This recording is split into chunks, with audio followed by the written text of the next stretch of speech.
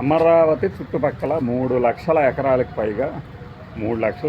పైగా సాగు భూమి అంట మాయమైపోయింది. ఎలా మాయమైపోయింది అంటే క్యాపిటల్ అవసరాల కోసమని రాష్ట్ర ప్రభుత్వమే 1,50,000 ఎకరాలను సేకరించారు అని చెప్పేసి ఒక లెక్క ఉంది. దానికి తోడు ఇంకా మనకి మిగిలిన ఇండస్ట్రియల్ అవసరాల కోసమని, సిమెంటు పరిశ్రమల కోసమని, రియల్ ఎస్టేట్ కోసమని కూడా ఇంకొక 50,000 ఎకరాలు అంటే అఫీషియల్గా ఇలా అనేక రకాలు ఇండస్ట్రియల్ కావచ్చు, రియల్ ఎస్టేట్ కావచ్చు, మరొక పరంగా కావచ్చు, ఇలా ఎకరాలకి ఎకరాలు సేకరించుకుంటూ పోయారు. కాబట్టి రైతులు అంటే ఆ పత్రిక కథనం ఏంటంటే ప్రజాశక్తి వాళ్ళు రాసింది, రైతుల్లో చర్చ ప్రారంభమైందంట. రైతుల్లో చర్చ ఎందుకు ప్రారంభం అవుతుంది? ఇచ్చిందే వాళ్ళు కదా, దాదాపు 1,50,000 ఎకరాలు వాళ్లే కదా ఇచ్చింది. ఇక వాళ్ళలో చర్చ ఏముంది? అయితే దిగుబడి చుట్టుపక్కల ప్రాంతాల మీదనే ఆధారపడలేదు కాబట్టి రాష్ట్రం అంతా దిగుబడి తగ్గినా కూడా రేటులో పెద్దగా ఇప్పుడే తేడా అయితే రాదు. కానీ ఇంకొంత గనక అంటే ఈ 3 లక్షల ఎకరాలకు తోడు ఇంకాస్త ఏదన్నా ఒక 3 లక్షల ఎకరాలు కనుక మాయమైతే రకరకాల అవసరాల పేర్లతో అప్పుడు ఖచ్చితంగా దిగుబడి మీద, ఆహార ఉత్పత్తుల తాలూకు రేట్ల మీద ప్రభావం పడుతుంది.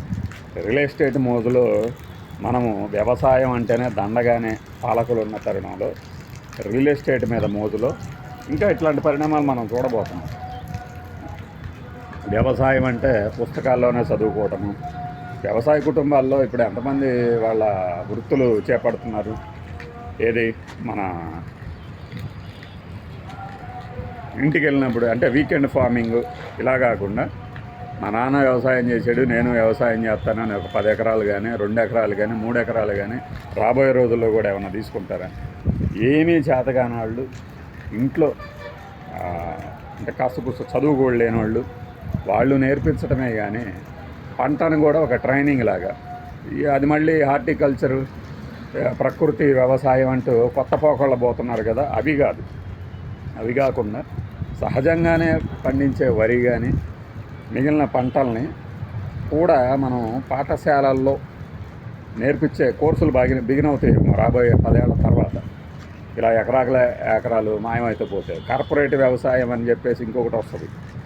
అది కనుక ఇంకా భారీగా ఎత్తారనుకోండి ఎకరాలని అంటే కమ్మతాలని, కార్పొరేట్ వ్యవసాయం కనుక బాగా ఎంట్రీ ఇచ్చిందంటే ఇక మనకి చెప్పే గత అవుతుంది అన్నమాట. మన అదృష్టం ఏంటంటే ఒక చోట తగ్గినా ఇంకొక చోట కొత్తగా ప్రారంభం అవుతుంటుంది. కాబట్టి భూమి ఆ పరంగా మనకి ప్రస్తుతానికి వ్యవసాయం సజీవంగానే ఉంది. ఇది ఎన్నాళ్ళు కొనసాగుతుంది? పైగా రెవల్యూషన్స్ పేర్లు చెప్పేసి మనకి రకరకాల విప్లవాలని అంటే హరిత విప్లవం అన్నారు, అది ఓకే. బ్లూ రెవల్యూషన్ పేరుతో అటు సముద్రానికి సంబంధించిన ఉత్పత్తులు కానీ, పాల ఉత్పత్తులను కానీ పెంచే ప్రయత్నం చేసినప్పుడు కొంతమంది రైతులు రెగ్యులర్గా చేసే అంటే సంప్రదాయంగా కొన్ని 100 ఏళ్ల నుంచి తమ పొలాల్లో చేసే పంటల సాగుని ఆపేసి వేరే వైపు వెళ్తున్నారు. ఇప్పుడు పప్పు దినుసులు, నూనె గింజల్ని పండించడం అంటే ప్రతి నెలలో కుదరదు. కాబట్టి కొంతమంది నేర్చుకుంటే అది దిగుమతి ప్రస్తుతానికి చేసుకుంటున్నాం కాబట్టి వాటిని కాస్త డిమాండ్ ఉండొచ్చు. బట్ అసలు ముందు వ్యవసాయం చేయడానికి పొలమే లేకపోతే ఎలా? పొలమే లేకుండా ఎక్కడి నుంచి చేస్తాం? నేర్పించేవాడే లేకుండా ఎవడు నేర్పిస్తాడు? సినిమాలో చూపించినట్టు ఆ మహర్షి సినిమాలో ఆ నేలలో అడుగు పెడితే అదే లాగేసుకుంటుంది అన్నట్టు సినిమాల్లో కుదురుతుందేమో కానీ మనకు మామూలుగా రాదు కదా. ఏది ఎంఎస్ నారాయణ గారు అంటారే, సోడా కొట్టడం అంటే పీజీ పాస్ అయినంత ఈజీ కాదురా అన్నట్టు సినిమాలు చూడటం చూసి అరకదొనటమే వ్యవసాయం అనుకోవటము, ఇంతే కదా పొలం పనులు చేయటం అనుకుంటే చాలా తప్పది. మరి ఈ ప్రమాదాన్ని చాలా లైట్గా తీసుకుంటారు. ప్రమాదం ముంచుకొచ్చేంతవరకు తెలియదు కదా మనకి. ట్యాంకు నుండి నీళ్లు పోయిందాక తెలియదు కదా. ఒకసారి పవర్ పోతే ట్యాంకులో నీళ్ళు అయిపోతే కానీ అర్థం కాదు. మళ్ళీ పవర్ ఎప్పుడు వస్తుందో, నీళ్ళు ఎప్పుడు వస్తాయో అని ఎదురు చూస్తూ కూర్చునేటట్టు. అయితే ఇక్కడ ఏంటి, మనం చెప్పిన ఉదాహరణలో ఒక ఆశ ఉంటుంది జరుగుతుందని, వెంటనే వస్తుంది మనం వేసుకోవచ్చులే అని చెప్పి రెగ్యులర్గా జరుగుతుంది కాబట్టి.